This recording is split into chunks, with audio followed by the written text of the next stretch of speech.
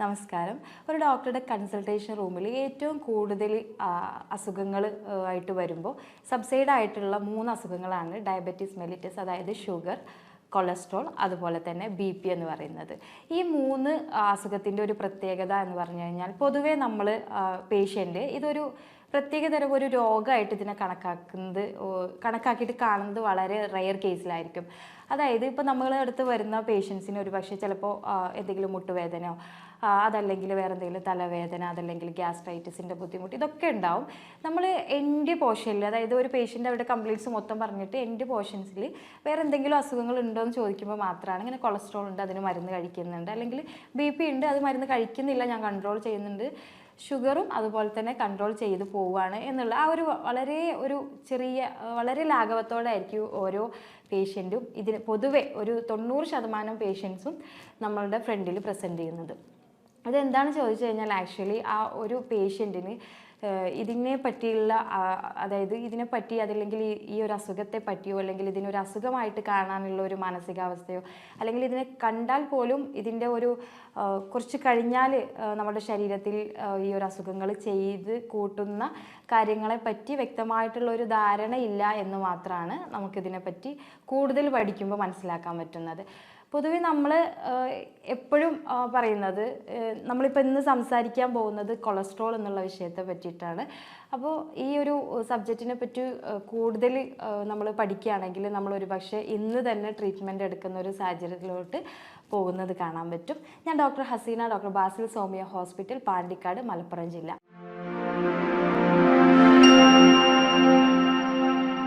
അതായത് കൊളസ്ട്രോൾ എന്ന് പറയുന്നത് സാധാരണ നമ്മളൊരു തടിയുള്ള ഒരാളെ കാണുമ്പോൾ നമ്മൾ പറയലുണ്ട് കൊളസ്ട്രോൾ ഉണ്ട് എന്നില്ലേ. പക്ഷേ തടിയില്ലാത്ത ആളുകളിലും കൊളസ്ട്രോൾ പൊതുവെ കാണപ്പെടുന്നുണ്ട് എന്നുള്ളതാണ്. ഈ കൊളസ്ട്രോൾ അപ്പോൾ തടിയെ മാത്രം ഡിപ്പെൻഡ് ചെയ്തിട്ടല്ല എന്ന് നമ്മൾ മനസ്സിലാക്കണം. സാധാരണ നമ്മളെ ശരീരത്തിൽ ചെയ്യുന്ന കുറച്ച് കാര്യങ്ങൾ, അതായത് നമ്മുടെ ശരീരത്തിലുള്ള ഒരു താപനിലയെ അതായത് മെയിൻറ്റെയിൻ ചെയ്യുക, ഒരേപോലെ ബാലൻസ് ചെയ്ത് വെക്കുക. രണ്ടാമതായിട്ട് നമുക്കിപ്പോൾ എന്തെങ്കിലും നമ്മുടെ ഇൻറ്റേർണൽ ഓർഗൻ, ഉള്ളിലുള്ള അവയവങ്ങളെ പ്രൊട്ടക്റ്റ് ചെയ്യിപ്പിക്കുക. ഇങ്ങനെയുള്ള മെയിനായിട്ടുള്ള കുറച്ച് കാര്യങ്ങൾ. അതുപോലെ തന്നെ നമ്മുടെ രക്തയോട്ടം വർദ്ധിപ്പിക്കാൻ ആവശ്യമായിട്ടുള്ള സഹായങ്ങൾ ചെയ്യുക. നമ്മളുടെ ഓർമ്മ വരുത്തുക. അങ്ങനെയുള്ള കുറച്ച് കാര്യങ്ങൾ, അതായത് നമ്മളുടെ എക്സ്റ്റേണലും, അതായത് ആന്തരിക അവയവങ്ങളും അതുപോലെ തന്നെ നമ്മളുടെ ആന്തരിക അവയവങ്ങൾ ചെയ്ത് കൂട്ടുന്ന മറ്റ് കാര്യങ്ങളുടെ ഒരു പ്രൊട്ടക്ഷൻ അല്ലെങ്കിൽ അതിൻ്റെ ബൂസ്റ്റപ്പ് എന്നുള്ള രീതിക്കൊക്കെയാണ് കൊളസ്ട്രോൾ നമ്മുടെ ശരീരത്തെ സഹായിക്കാറുള്ളത്. അപ്പോൾ ഇത്രയും കാര്യങ്ങൾ നിലനിർത്തുക, നമ്മുടെ ശരീരത്തിന് ഒരു ബോഡി ടെമ്പറേച്ചർ മെയിൻറ്റെയിൻ ചെയ്യുക എന്നുള്ളത് അത്യാവശ്യമാണ്. അപ്പോൾ ആ കാര്യങ്ങൾ ഒന്ന് നിലനിർത്തുക എന്നുള്ളതാണ്. രണ്ടാമതായിട്ട് നമ്മളുടെ മറ്റു കാര്യങ്ങൾ, ലൈഫ് സ്റ്റൈൽ, അതല്ലെങ്കിൽ നമ്മളുടെ ലൈഫ് ഡിസോർഡർ ആവുന്ന സമയത്ത് അതിനെ ഒരേപോലെ മെയിൻറ്റെയിൻ ചെയ്യുക. അതൊക്കെയാണ് നമ്മളുടെ കൊളസ്ട്രോളിൻ്റെ ഗുണങ്ങൾ എന്ന് പറയുക, അല്ലെങ്കിൽ അതിൻ്റെ ഒരു ഉപകാരങ്ങൾ എന്നൊക്കെ പറയുന്നത്. പക്ഷേ ഇത് പലപ്പോഴും നമുക്ക് ഒരു ഓപ്പോസിറ്റ് ആയിട്ടുള്ള കാര്യങ്ങളാണ് നമ്മുടെ ശരീരത്തിൽ ഉണ്ടാക്കുക. അത് നമ്മളുടെ ലൈഫ് സ്റ്റൈൽ മാറുമ്പോഴാണ് സാധാരണ അങ്ങനെ ആ ഒരു രീതിയിലോട്ട് മാറിപ്പോവാറ്. അപ്പോൾ ഈ സൈഡ് എഫക്റ്റ് ആയിട്ട് തന്നെ ഈ കൊളസ്ട്രോൾ നമ്മുടെ ശരീരത്തിൽ അധികമായിട്ടുണ്ടായാൽ എന്തൊക്കെയാണ് നമ്മുടെ ശരീരത്തിൽ ഉണ്ടാവുക എന്നുള്ളതാണ്. നോർമലി നമുക്കറിയാം, നമ്മൾ ചിലപ്പോൾ ഒരു ബോഡി ചെക്കപ്പ് ചെയ്യുന്ന സമയത്തായിരിക്കും നമുക്ക് കൊളസ്ട്രോൾ അധികം ആയിട്ട് കാണപ്പെടുന്നത്. അപ്പോൾ അതിൽ തന്നെ LDL-ഉം HDL-ഉം ഒക്കെ കാണിക്കാറുണ്ട്. അപ്പോൾ HDL എന്ന് പറയുന്നത് നമുക്ക് അത്യാവശ്യം വേണ്ട ഒരു കൊളസ്ട്രോളാണ്. ടോട്ടലി നമ്മുടെ ശരീരത്തിൽ നിന്ന് ഇതൊന്നും കംപ്ലീറ്റ് ഒഴിവാക്കാൻ പറ്റുന്ന കാര്യങ്ങളൊന്നുമല്ല. അതിൽ തന്നെ നമ്മുടെ കരൾ ഉൽപ്പാദിപ്പിക്കുന്നതുകൊണ്ട് നമ്മൾ ഭക്ഷണത്തിൽ നിന്ന് എടുക്കുന്നതായിട്ടുള്ള കൊളസ്ട്രോൾ ഉണ്ട്. ഈ കരൾ ഉൽപ്പാദിപ്പിക്കുക എന്ന് പറയുമ്പോൾ നമ്മൾ കഴിക്കുന്ന ഭക്ഷണത്തിൽ നിന്ന് അതായത് എടുത്തിട്ട് അതിൻ്റെ പ്രോസസ്സുകളൊക്കെ നടത്തിയിട്ട് നമ്മുടെ ശരീരത്തിൽ ഒരു നിശ്ചിതമായിട്ടുള്ള ഒരു കൊളസ്ട്രോൾ ഉൽപ്പാദിപ്പിക്കുന്നുണ്ട് കരൾ. പ്ലസ് നമ്മൾ പുറത്തുനിന്ന് കഴിക്കുന്ന മുട്ട, പാല്, ഇങ്ങനെയുള്ള അല്ലെങ്കിൽ beef, non veg, red meat, ഇതുപോലെയുള്ള കാര്യങ്ങളിൽ നിന്ന് നമുക്ക് കിട്ടുന്നതുകൊണ്ട്. അപ്പോൾ എന്തായാലും നമുക്കിത് അനിവാര്യമായിട്ടുള്ള ഘടകമാണ്. ഇതിലൊക്കെ തന്നെ കൂടുതലായിട്ട് നമ്മുടെ ശരീരത്തിൽ എത്തുന്നത്, അതായത് നോർമലി വേറെ പ്രശ്നങ്ങളൊന്നും ഇല്ലാത്തൊരു പേഷ്യൻ്റ് ആണെന്നുണ്ടെങ്കിൽ, നോർമലായിട്ട് ഹെൽത്ത് ഓക്കെ ആയിട്ടുള്ള പേഷ്യൻസ് ആണെങ്കിൽ നോർമലി നമ്മുടെ ശരീരത്തിലോട്ട് ചെല്ലുന്ന അൺവാണ്ടഡ് ആയിട്ടുള്ള കാര്യങ്ങൾ, അതായത് ആവശ്യമില്ലാത്ത കൊളസ്ട്രോളുകളൊക്കെ ഒരു പരിധി കഴിഞ്ഞ് അതിൻ്റെ ഉള്ളിലുള്ള എല്ലാ പ്രോസസ്സും കഴിഞ്ഞ് പുറന്തള്ളപ്പെടുന്നുണ്ട്. ചില കേസുകളിൽ ഇങ്ങനെ ചെയ്യാം, അതായത് നമ്മളുടെ ലൈഫ് സ്റ്റൈൽ ചേഞ്ച് ആവുന്ന ഒരു സാഹചര്യത്തിൽ ഇത് കരളിന് പോലും അല്ലെങ്കിൽ നമ്മുടെ ശരീരത്തിലെ ഇതിൻ്റെ മാനേജ്മെൻറ്റുകൾ ക്യാച്ച് ചെയ്യുന്ന അവസ്ഥകളിൽ പോലും ഇത് നമുക്ക് ഒരു പരിധിവരെ ഇത് മെയിൻറ്റെയിൻ ചെയ്യാൻ പറ്റാത്ത അവസ്ഥകളിലാണ് ഇത് ബോഡിയിൽ അൺവാണ്ടഡ് ആയിട്ട് ഉയർന്നു വരുന്നത്. അപ്പോൾ ഈ ഒരു അവസ്ഥകളിൽ ഒരാൾക്ക് എത്രമാത്രം ബുദ്ധിമുട്ടുണ്ടാവും എന്നുള്ള കാര്യങ്ങളൊക്കെയാണ് പറയാൻ പോകുന്നത്. സാധാരണ കൊളസ്ട്രോൾ ഉണ്ടായിക്കഴിഞ്ഞാൽ നമ്മൾ നോർമലി പറയുന്ന കാര്യങ്ങളാണ്. ഒന്നാമത് നമ്മളുടെ രക്തക്കുഴലുകൾക്ക് കട്ടി വരുമെന്നുള്ളതാണ്. നോർമലി പോകുന്ന രക്തക്കുഴലുകൾക്ക് കട്ടി വരികയും അതുവഴി അതിൻ്റെ വ്യാസം കുറയും. നമുക്കറിയാലോ, ഒരു പൈപ്പിലൂടെ ഒക്കെ നമുക്ക് വെള്ളം നോർമലി വരുന്ന സമയത്ത് അവിടെ എന്തെങ്കിലും അൺവാണ്ടഡ് ആയിട്ടുള്ള എന്തെങ്കിലുമൊക്കെ കല്ലോ അല്ലെങ്കിൽ വസ്തുക്കളൊക്കെ കെട്ടി നിൽക്കുമ്പോൾ വെള്ളം പോരില്ല. അതുപോലെ തന്നെ രക്തയോട്ടം കുറഞ്ഞു പോവുക ചെയ്യുക, രക്തം പാസ് ചെയ്യില്ല. ഇതിപ്പോൾ നമ്മളുടെ ഹൃദയത്തിലോട്ടുള്ള ഹൃദയ ധമനികളിലാണ് സംഭവിക്കുന്നത് വെച്ചാൽ തീർച്ചയായിട്ടും അറ്റാക്ക് പോലെയുള്ള കണ്ടീഷൻസ് വരാം.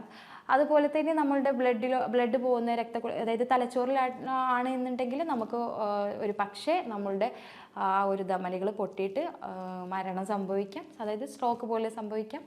അല്ലെങ്കിൽ നമുക്കൊരു വശം തളർന്ന് കിടക്കുന്ന രീതിയോ അല്ലെങ്കിൽ ഏതെങ്കിലും കൈകാലുകളോ അങ്ങനെയൊക്കെയുള്ള ഒരു കണ്ടീഷൻസ് നോർമലി നമ്മൾ കാണാറില്ല. അതൊക്കെ ഇതിൻ്റെ ഭാഗമായിട്ട് വരുന്നതാണ്.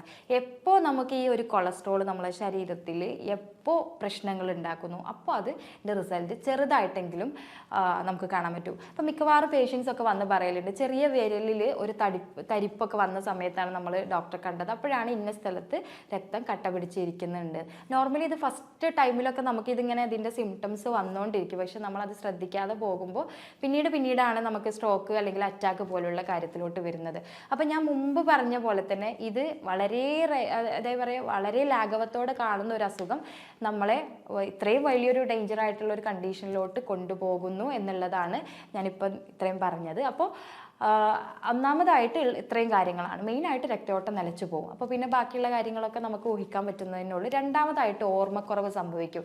ചില പേഷ്യൻസ് നമ്മളോട് പ്രായമാവുന്നതിന് മുമ്പ് തന്നെ പറയലുണ്ട്, ഒരു മറവി വരികയാണ്, ഇപ്പോൾ 10 മിനിറ്റ് മുമ്പ് ചെയ്ത കാര്യങ്ങൾ എന്താണെന്ന് ഓർക്കുന്നില്ല. നമ്മൾ പറയാം അൽഷിമേഴ്സ് ഒക്കെ എന്തെങ്കിലും വരാൻ പോകുമായിരിക്കും. ആക്ച്വലി അങ്ങനെയൊന്നുമല്ല. ആദ്യം അവർ കൊളസ്ട്രോൾ ഉണ്ടോ എന്നൊന്ന് ചെക്ക് ചെയ്യുന്നത് എപ്പോഴും നല്ലതായിരിക്കും.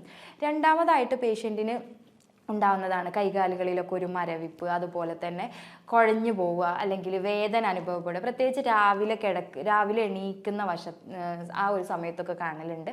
അപ്പോൾ ഇതും ഇങ്ങനെയൊക്കെ രക്തം കറക്റ്റായിട്ട് ശരീരത്തിൽ പാസ് ചെയ്യുന്നില്ല എന്നുണ്ടെങ്കിൽ ഉണ്ടാവുന്ന പ്രശ്നങ്ങൾ. അതായത് നമ്മൾ ചെക്ക് ചെയ്യുമ്പോൾ എന്തായാലും അൺവാണ്ടഡ് ആയിട്ടുള്ള ചീത്ത കൊളസ്ട്രോൾ ശരീരത്തിൽ കാണാൻ പറ്റും. അപ്പോൾ ഇത്രയൊക്കെ നോർമലി നമ്മളെ ശരീരത്തിൽ നടക്കുന്ന കാര്യങ്ങളാണ്.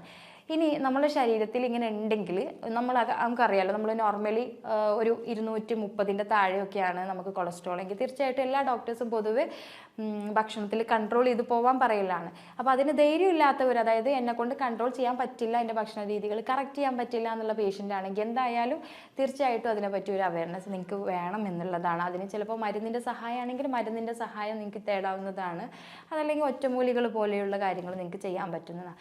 കൂടുതലായിട്ട് നിങ്ങളുടെ ഭക്ഷണത്തിൽ മുട്ട ഉൾപ്പെടുത്തരുതേ എന്ന് പറയുന്നുണ്ട്. പക്ഷേ റീസെൻ്റ് ആയിട്ട് നമ്മളിപ്പോൾ പറയുന്നത് മുട്ട കഴിച്ചു കഴിഞ്ഞാൽ, മുട്ടയുടെ വെള്ള കഴിച്ചു കഴിഞ്ഞാൽ വലിയ രീതിയിൽ ഇത് കൂടുന്നില്ല എന്നാണ്. പക്ഷേ നമ്മളുടെ ഹെൽത്ത്, അതായത് നമ്മളുടെ ഹാർട്ട് അല്ലെങ്കിൽ ഹൃദയത്തിൻ്റെ അല്ലെങ്കിൽ മറ്റു ധമനികളുടെ ഒക്കെ ഹെൽത്ത് ഇമ്പ്രൂവ് ചെയ്യാൻ മുട്ട അതുപോലെ റെഡ് മീറ്റ് വേണം എന്നുള്ളതാണ്. അപ്പോൾ എന്ത് തന്നെ നമ്മൾ അമിതമായിട്ട് കഴിക്കരുത് എന്ന് മാത്രമേ ഉള്ളൂ. മുട്ടയൊക്കെ ഒരു പരിധി വരെ കഴിക്കരുത് എന്നുള്ളൂ. പക്ഷെ അതിൻ്റെ ഒരു ലെവൽ, അതായത് ആഴ്ചയിൽ 1-2 ഒക്കെ തവണ നമുക്ക് കൊളസ്ട്രോൾ ഉള്ള ആളുകൾക്ക് മുട്ട കഴിക്കാവുന്നതാണ്. അതുപോലെ റെഡ് മീറ്റ് കഴിക്കാവുന്നതാണ്. മാസത്തിൽ 1-2 തവണയൊക്കെ കൊളസ്ട്രോൾ ഉള്ളവർക്കും കഴിക്കാവുന്നതാണ്. കൂടുതലായിട്ട് പാലുൽപ്പന്നങ്ങൾ നിങ്ങൾ ഒഴിവാക്കുക. അതായത് നെയ്യ് അങ്ങനെയുള്ള കാര്യം. ബട്ടർ നിങ്ങൾ കഴിക്കുന്നതിന് വലിയ പ്രശ്നം കാണാറില്ല. ഇനി നിങ്ങൾക്ക് വീട്ടിൽ ചെയ്യാൻ പറ്റുന്ന കുറച്ച് കാര്യങ്ങളാണ് പറയുന്നത്. കറ്റാർവാഴയുടെ ജെല്ല് നിങ്ങൾക്ക് രാവിലെ വെറും വയറ്റിൽ കഴിച്ചാൽ ഒരു പരിധി വരെ കൊളസ്ട്രോൾ നീങ്ങിപ്പോകും. ഇപ്പോൾ അതോടുകൂടെ തന്നെ ഒരു ലൈറ്റായിട്ട് ഇച്ചിരി മഞ്ഞൾപ്പൊടി ചേർത്ത് കഴിക്കുകയാണെങ്കിൽ നല്ല മാറ്റം പ്രതീക്ഷിക്കുക. അതേപോലെ തന്നെ കൂടുതൽ ഭക്ഷണത്തിൽ ചുവന്ന ഉള്ളി അതുപോലെ വെളുത്തുള്ളി ഇത് തീർച്ചയായിട്ടും ഉൾപ്പെടുത്തണം. ഇനിയിപ്പോൾ നമ്മൾ ഒരു സമയത്ത് നമുക്ക് കൂടുതൽ ഭക്ഷണം കഴിക്കാനൊന്നും അല്ലെങ്കിൽ ഒരു സൈഡ് ഡിഷായിട്ടൊന്നും ഇല്ലയെന്നുണ്ടെങ്കിൽ ജസ്റ്റ് നോർമലി ഒലീവ് ഓയിൽ എടുത്തിട്ട് അതിൽ ചുമന്ന ഉള്ളി ജസ്റ്റ് ഒന്ന് വഴറ്റിയെടുത്തിട്ട് അത് ഭക്ഷണത്തിൻ്റെ കൂടെ കഴിക്കുന്നത് ഒരു ഒരു മുക്കാൽ, അതായത് 90% കൊളസ്ട്രോൾ കുറയാൻ ഹെൽപ്പ് ചെയ്യുന്ന ഒരു സാധനമാണ്. ഇനിയിപ്പോൾ നിങ്ങൾക്ക് സാലഡൊക്കെ കഴിക്കുമ്പോൾ നിങ്ങൾ ഈ ഒലീവ് ഓയിലിനൊക്കെ കൂടുതൽ ചൂടാക്കാതെ കഴിക്കുന്നതാണ് എപ്പോഴും നല്ലത്. ഒലീവ് ഓയിലൊക്കെ പച്ചയായിട്ട് തന്നെ യൂസ് ചെയ്തിട്ട് സാലഡുകൾ കഴിക്കുക. ഇനിയിപ്പോൾ പയറുവർഗ്ഗങ്ങൾ നിങ്ങൾ കഴിക്കണമെങ്കിൽ നിങ്ങൾക്ക് എന്തായാലും കഴിക്കാം, അത് ഒന്ന് മുളപ്പിച്ചിട്ട് കഴിക്കുന്നത് നല്ലതാണ്. കൂടുതൽ വെളുത്തുള്ളി കഴിക്കുന്നതിൻ്റെ ഒരു കാര്യം എന്ന് വെച്ചാൽ നമുക്ക് അസിഡിറ്റിക് പ്രോബ്ലം ഒരു പരിധിവരെ, ഫാറ്റി ലിവർ, അതുപോലെ തന്നെ ഗ്യാസ്ട്രിക് ബുദ്ധിമുട്ട്, കൊളസ്ട്രോൾ, ഇതൊക്കെ ഒരു പരിധിവരെ, ഇവൻ നമുക്ക് എന്തെങ്കിലും കൗണ്ട് ഇഷ്യൂസൊക്കെ, ബീജങ്ങൾ, കുട്ടികളില്ലാത്ത ആളുകൾ, ഇവർക്കൊക്കെ പോലെ വളരെ ഫലപ്രദമായിട്ടുള്ള ഒന്നാണ് വെളുത്തുള്ളി. അപ്പോൾ ഇത് ഭക്ഷണത്തിൽ കൂടുതൽ ഉൾപ്പെടുത്തുന്നത് നല്ല രീതിയിൽ നമുക്കൊരു ഫലം ചെയ്യും എന്നുള്ളതാണ്. ഇനി നിങ്ങൾക്ക് കൂടുതൽ സാലഡുകൾ പ്രത്യേകിച്ച് നമ്മൾ പറയുന്നത് മണ്ണിൻ്റെ മുകളിലുള്ള വെജിറ്റബിൾസ് ധാരാളം കഴിക്കുക. അതായത് സാലഡുകൾ ഉണ്ടാക്കുമ്പോൾ കൂടുതലായിട്ട് ബീൻസ്, പയർ അങ്ങനെയുള്ളത്, അതുപോലെ തന്നെ കൂടുതൽ ഇലക്കറികൾ, അതായത് വാട്ടറി കണ്ടൻറ്റ് അധികമുള്ള ഇലക്കറികൾ കഴിക്കുക. ആദ്യഘട്ടങ്ങളിലൊക്കെ നിങ്ങൾക്ക് വൈറ്റമിൻ സി അടങ്ങിയിട്ടുള്ള ഫ്രൂട്ട്സുകൾ കഴിക്കാം. നാരങ്ങ, മുസമ്പി, ഓറഞ്ച് ഇങ്ങനെയുള്ള ഫ്രൂട്ട്സുകൾ കഴിക്കാം. നട്ട്സുകൾ കഴിക്കാം, ബദാം കഴിക്കാം, ഈത്തപ്പഴം കഴിക്കാം. ഷുഗർ ഉള്ള പേഷ്യൻ്റ് ആണെങ്കിൽ ആഴ്ചയിൽ ഒരു തവണ മാത്രം ഈത്തപ്പഴം കഴിക്കുന്നത് ഒരു ശീലാക്കി കൊണ്ടുവരിക. ഇത്രയും കാര്യങ്ങൾ നിങ്ങൾ ഭക്ഷണത്തിൽ ശ്രദ്ധിക്കുക. അതുപോലെ തന്നെ കൂടുതലായിട്ട് നമുക്ക് കറിവേപ്പിലയുടെ വെള്ളം തിളപ്പിച്ചിട്ട് കുടിക്കാം, കറിവേപ്പില പച്ചയായിട്ട് കഴിക്കാം. അതുപോലെ പയറുവർഗ്ഗങ്ങൾ കഴിക്കുമ്പോൾ എപ്പോഴും 8 മണിക്കൂർ വെള്ളത്തിലിട്ടിട്ട് 6 മണിക്കൂർ ഡ്രൈ ചെയ്ത് വെച്ചിട്ട് ഡ്രൈനായതിന് ശേഷം മുള വന്നതിന് ശേഷം കഴിക്കുന്നതാണ് നല്ലത്. അങ്ങനെയാണെങ്കിൽ ഒരു പരിധി വരെ നിങ്ങൾക്ക് കൊളസ്ട്രോളിൻ്റെ ബുദ്ധിമുട്ട് ഒഴിവാക്കാൻ പറ്റും. പിന്നെ എപ്പോഴും ശ്രദ്ധിക്കേണ്ടത് വെച്ചാൽ നമ്മുടെ കരൾ ഉൽപ്പാദിപ്പിക്കുന്നതാണ് സൈഡ് വൈസ് ആയിട്ടുള്ള ഒരു കൊളസ്ട്രോൾ എന്ന് പറയുന്നത്. അപ്പോൾ ഈ കൊളസ്ട്രോൾ കുറയണം എന്നുണ്ടെങ്കിൽ നമ്മളെപ്പോഴും ഇലക്കറികൾ കൂടുതൽ കഴിക്കുന്നത് നല്ലതാണ്. നമ്മൾ എപ്പോഴും നമ്മളുടെ ബോഡി അല്ലെങ്കിൽ നമ്മുടെ കരൾ വെജിറ്റബിൾസ് എത്ര കണ്ടെടുക്കുന്നു അത്ര കണ്ട് നമ്മൾ എന്താ പറയുക, ചൂല് കണക്കെ ക്ലീൻ ചെയ്യുന്നതാണ് നമ്മളുടെ ബോഡി. അതായത് ഒരു ചൂല് എത്രമാത്രം ഒരു വീട് ക്ലീൻ ചെയ്യുന്നു അത്ര കണ്ട് നമ്മളുടെ കരളും അതുപോലെ തന്നെ ശരീരവും ക്ലീൻ ചെയ്യുന്നതാണ്. അപ്പോൾ നിങ്ങളതെപ്പോഴും നിങ്ങളുടെ ശരീരത്തിൽ എത്ര കണ്ട് നിങ്ങൾ നോൺ വെജ് കഴിക്കുന്നുണ്ടോ അത്ര കണ്ട് വെള്ളത്തിൻ്റെയും പച്ചക്കറികളുടെയും കണ്ടൻറ്റ്, പ്രത്യേകിച്ച് ഇലക്കറികളുടെ കണ്ടൻറ്റ് കൂട്ടാൻ നോക്കുക. ചുവന്ന മീറ്റ്സുകൾ കഴിക്കുന്നത് ഒരു പരിധി വരെ നിങ്ങൾക്ക് കുറക്കാൻ പറ്റുമെങ്കിലും ആഴ്ചയിൽ ഒരു തവണ അല്ലെങ്കിൽ മാസത്തിൽ 2 തവണ നിങ്ങൾക്ക് കഴിക്കാം. പിന്നെ കൂടുതലായിട്ട് ചെറു മത്സ്യങ്ങൾ കഴിക്കുക. ഇനിയിപ്പോൾ നിങ്ങൾക്ക് നോൺ വെജ് കഴിക്കുമ്പോൾ മുട്ട കഴിക്കാൻ പേടിയാണ്, അല്ലെങ്കിൽ ബീഫ് കഴിക്കാൻ പേടിയാണെങ്കിൽ തീർച്ചയായിട്ടും നിങ്ങൾക്ക് മത്സ്യവർഗ്ഗങ്ങൾ, പ്രത്യേകിച്ച് ചെറു മത്സ്യം, മത്തി, അയില പോലെയുള്ള ഇത് കഴിക്കുന്നത് നല്ലതാണ്. അത് പ്രത്യേകിച്ച് മെഡിസിനിൽ പ്രോപ്പർട്ടി ഉള്ളതാണ്. അതുപോലെ തന്നെ അത്തിപ്പഴം നിങ്ങൾക്ക് ധാരാളം കഴിക്കാം. അത്തിപ്പഴം എന്നും ഓരോ ദിവസം ഓരോന്നെടുത്തിട്ട് വെള്ളത്തിൽ നമ്മൾ വെച്ചതിന് ശേഷം വെറും വയറ്റിൽ കുടിക്കുന്നത് നല്ലതാണ്. കൂട്ടത്തിൽ മഞ്ഞൾ, ഇഞ്ചിയുടെ വെള്ളം, കരിഞ്ചീരകം, ഇതൊക്കെ തന്നെ നമുക്ക് കൊളസ്ട്രോൾ കുറക്കാൻ പറ്റുന്ന രീതിയാണ്. ഇതിപ്പോൾ നിങ്ങൾക്ക് എപ്പോൾ വേണേലും കഴിക്കാം. അതായത് വെറും വയറ്റിൽ തന്നെ കഴിക്കണം എന്നില്ല, നിങ്ങളുടെ ശരീരത്തിലോട്ട് അത് എത്തണം എന്ന് മാത്രമേ ഉള്ളൂ. എപ്പോൾ വേണേലും നിങ്ങൾക്ക് കഴിക്കാം. പിന്നെ ഒരു ഡയറ്റ് പറയുമ്പോൾ എപ്പോഴും, അതായത് നമുക്കൊക്കെ ഒരുപാട് പേഷ്യൻസ് വിളിക്കുമ്പോൾ ഒരു കണ്ടീഷന്, ഇപ്പോൾ ഷുഗറുള്ള പേഷ്യൻറ്റിന് ഒരു ഡയറ്റ് പറഞ്ഞു തരുമോ ചോദിക്കലുണ്ട്. ഒരു ഡയറ്റ് എന്ന് പറഞ്ഞാൽ എല്ലാ രോഗികൾക്കും ഒരു ഡയറ്റ് അല്ല. അതായത് നിങ്ങളുടെ ശരീരത്തിൽ ഏതൊക്കെ വ്യത്യാസമുണ്ടോ, അതായത് ഏതൊക്കെ, ഇപ്പോൾ ഫോർ എക്സാമ്പിൾ ഒരു കിഡ്നി പേഷ്യൻറ്റിന് നമുക്ക് ചുമന്ന മീറ്റ്, അതായത് യൂറിക് ആസിഡ് ഉള്ള പേഷ്യൻറ്റിന് നമുക്ക് റെഡ് മീറ്റ് കഴിക്കാൻ പാടില്ല. അപ്പോൾ അത് നമുക്ക് മറ്റ് വേറെ പ്രശ്നങ്ങളൊന്നും ഇല്ലാത്ത ആളുകൾക്ക് കഴിക്കാൻ പറ്റും. അപ്പോൾ നിങ്ങൾക്ക് എന്താണ് ബുദ്ധിമുട്ട് എന്നുള്ളതിന്, അത് ഏതൊക്കെ ഹോർമോണൽ ഇംബാലൻസ് ഉണ്ട്, എന്തൊക്കെ പ്രശ്നങ്ങളുണ്ട് എന്നൊക്കെ മനസ്സിലാക്കിയിട്ടാണ് ഒരു ഡയറ്റ് നമ്മൾ പറഞ്ഞു കൊടുക്കുക, അതുപോലെ തന്നെ പ്ലാൻ ചെയ്യുക. അപ്പോൾ നിങ്ങളുടെ ഹെൽത്ത് നിങ്ങൾ കറക്റ്റ് മെയിൻറ്റെയിൻ ചെയ്തിട്ട് നിങ്ങൾക്ക് ആവശ്യമായിട്ടുള്ള ഒരു ഡയറ്റ് നിങ്ങൾ തന്നെ ഫോളോ ചെയ്തിട്ട് കഴിക്കാവുന്നതാണ്. പിന്നെ ഏതൊരു സിറ്റുവേഷനിൽ, ഏതൊരു അസുഖത്തിനും എല്ലാ ഭക്ഷണവും ഒഴിവാക്കണം എന്നൊന്നുമില്ല. നമ്മൾ എപ്പോഴും കഴിക്കുന്ന ഭക്ഷണത്തിൻ്റെ കണ്ടൻറ്റ് ഒരു പരിധിയിലപ്പുറം കൂടി പോകരുത് എന്ന് മാത്രമേ ഉള്ളൂ. ഇപ്പം നമ്മൾ അരി ഭക്ഷണം കഴിക്കാതിരുന്നാൽ നമ്മുടെ തലച്ചോറിന് ഒരു പരിധി കഴിഞ്ഞാൽ ബാധിക്കും. അതുകൊണ്ട് തന്നെ നിങ്ങൾ ഭക്ഷണം കഴിക്കുമ്പോൾ അരി ഭക്ഷണം എപ്പോൾ നിങ്ങളുടെ ഓരോരുത്തരുടെ കൈവെള്ളക്കനുസരിച്ച് എത്രയാണ് നിങ്ങളുടെ കയ്യിൽ ഒതുങ്ങുന്നത് ആ ഒരു പിടിയാണ് നിങ്ങൾക്ക് അരിഭക്ഷണം കഴിക്കേണ്ടത്. അപ്പോൾ എല്ലാ ഭക്ഷണവും എല്ലാ കാര്യങ്ങളും നിങ്ങളുടെ ശരീരത്തിലോട്ട് ചെല്ലണം. എന്നിട്ട് നമ്മളുടെ അസുഖത്തെ ഒരു പരിധിവരെ കുറക്കും വേണം. അപ്പോൾ കൊളസ്ട്രോൾ എന്ന് പറയുന്നത് വലിയൊരു അസുഖം അല്ലെങ്കിൽ പോലും നമ്മളത് കറക്റ്റ് മെയിൻറ്റെയിൻ ചെയ്തിട്ടില്ല, അല്ലെങ്കിൽ അതിനെ കറക്റ്റ് കീപ്പ് ചെയ്തിട്ടില്ല എന്നുണ്ടെങ്കിൽ വലിയൊരു അസുഖത്തിലോട്ട് പോകുമെന്നുള്ളതാണ് നമ്മൾ മനസ്സിലാക്കേണ്ടത്. ഒരുപാട് കാര്യങ്ങൾ നമ്മളെ ഭക്ഷണത്തിൽ കൺട്രോൾ ചെയ്ത് ലൈഫ് സ്റ്റൈൽ മാറ്റം വരുത്തിയാൽ തന്നെ മാറിപ്പോകുന്ന അസുഖങ്ങൾ തന്നെ ഉള്ളൂ. തീർച്ചയായിട്ടും നിങ്ങൾ ഒരു അരമണിക്കൂർ മുതൽ 45 മിനിറ്റ് വരെ നിങ്ങൾക്ക് ഡെയിലി എക്സസൈസ് ഉണ്ട് എന്ന് നിങ്ങൾ ഉറപ്പ് വരുത്തണം. അത് നിങ്ങൾക്ക് വാക്കിംഗ് ആകാം, സൈക്ലിംഗ് പോലെയുള്ള എക്സസൈസ് ആകാം, അല്ലെങ്കിൽ നീന്തൽ പോലെയുള്ളതാവാം. എന്തായാലും നമ്മളുടെ ശരീരത്തിലെ എല്ലാ ഭാഗങ്ങൾക്കും, ഈവൻ നമ്മളുടെ ഓരോ ജോയിൻസിന് പോലും, വിരലുകളുടെ ജോയിൻസിന് പോലും നമുക്ക് കറക്റ്റായിട്ടുള്ള സർക്കുലേഷൻ, രക്തയോട്ടം ഉണ്ടെങ്കിൽ മാത്രമേ നമ്മളുടെ ബോഡി ആരോഗ്യമായിട്ടിരിക്കൂ എന്നുള്ളതാണ്. അപ്പോൾ നമ്മൾ നന്നായിട്ട് ഭക്ഷണം കഴിക്കുക, വ്യായാമം നന്നായിട്ട് ചെയ്യുക, നിങ്ങളുടെ ശരീരത്തിന് എത്ര കണ്ട് വെയിറ്റ് ഉണ്ട് അതിൻ്റെ പാതിക്കനുസരിച്ച് നിങ്ങൾ വെള്ളം കുടിക്കുക. അത് ചിലപ്പോൾ 2 ലിറ്റർ ആവാം, അല്ലെങ്കിൽ 2.5 ലിറ്റർ ആവാം. അമിതമായിട്ട് വെള്ളവും കുടിക്കുന്നത് ഒഴിവാക്കുക. ഒരു പരിധി വരെ ഇതൊക്കെ മെയിൻറ്റെയിൻ ചെയ്താൽ തന്നെ നമ്മളിൽ ഒരു 60-70% അസുഖങ്ങളും മെഡിസിൻ ഇല്ലാതെ തന്നെ പോയി കിട്ടും. ഇത്രയൊക്കെ ചെയ്തിട്ടും നിങ്ങൾക്ക് നിങ്ങളുടെ ബോഡിയിൽ ഒരു മാറ്റം വരുന്നില്ല എന്നുണ്ടെങ്കിൽ തീർച്ചയായിട്ടും നിങ്ങൾക്ക് ഒരു ഡോക്ടറെ സമീപിക്കാവുന്നതാണ്. ഹോമിയോപ്പതിയിൽ കൊളസ്ട്രോൾ, ലൈഫ് സ്റ്റൈൽ ഡിസീസിന് ഏറ്റവും നല്ല മെഡിസിൻസ് നമുക്ക് നിറയെ അവൈലബിൾ ആണ്. എലിയൻസെപ്പ, റുബീനിയ, അതുപോലെ തന്നെ നിറയെ മെഡിസിൻസ് നമുക്ക് ഓരോ പേഷ്യൻറ്റിനെയും അപഗ്രഥിച്ചിട്ട് നമ്മൾ മെഡിസിൻസ് കൊടുക്കാറുണ്ട്. മാനസികമായിട്ടും ശാരീരികമായിട്ടും നമ്മൾ ഓരോ പേഷ്യൻറ്റിനെ കൺസിഡർ ചെയ്തിട്ടാണ് മെഡിസിൻ കൊടുക്കുന്നത്. അതോടൊപ്പം തന്നെ നമ്മളുടെ ഫുഡ് കൺട്രോൾ, അതുപോലെ തന്നെ ലൈഫ് സ്റ്റൈൽ കറക്റ്റ് ചെയ്യുകയാണെങ്കിൽ തീർച്ചയായിട്ടും നമുക്ക് നല്ലൊരു ആരോഗ്യം ഉണ്ടാക്കിയെടുക്കാൻ പറ്റുന്നുള്ളതാണ്. ആരോഗ്യപരമായിട്ടുള്ള നിങ്ങളുടെ സംശയങ്ങൾക്ക് താഴെയുള്ള വാട്സാപ്പ് നമ്പറിൽ കോൺടാക്ട് ചെയ്യാം. ഞാൻ doctor Hasina Fakhruddin, doctor Basil സോമിയ hospital, Pandikkad, Malappuram ജില്ല.